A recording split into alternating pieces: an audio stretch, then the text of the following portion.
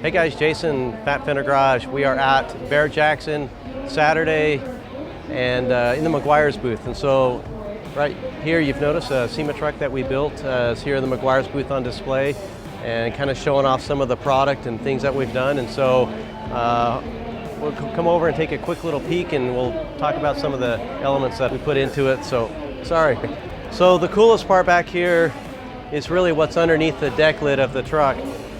We built this Porter-built chassis frame is what we've used here, and you can kind of see that it's pretty much a custom one-off piece. We've got airlift, air management with the flow tanks and compressors. We got the Boyd welding gas tank, and it really just fits perfectly.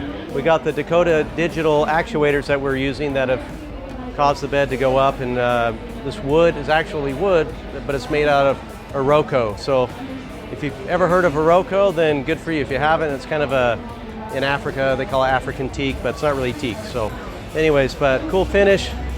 We kind of designed the truck really taking a nod from Porsche. And so this is Porsche chalk color with kind of a red rust interior that we've kind of color matched with the engine covers and the frame to kind of give us that European look. We were really trying to go European. The goal is not build another C10 that you've seen 1,000 times, but maybe build something kind of more of a performance, high performance super truck. So this is really what we're trying to accomplish, and I think we actually did it. These AG Avant-Garde wheels here with a carbon wrap lip, those things are actually pretty sick. The rear is 24 by 16 inch wheels on the back, and so you got a really big tire that unfortunately you can't see because it's all aired out and buried in the side panels. So for performance, we have the LT4 supercharged crate motor 8-speed automatic transmission tucked in there, giving it the performance. All the brakes are large piston, 6-piston wheel woods.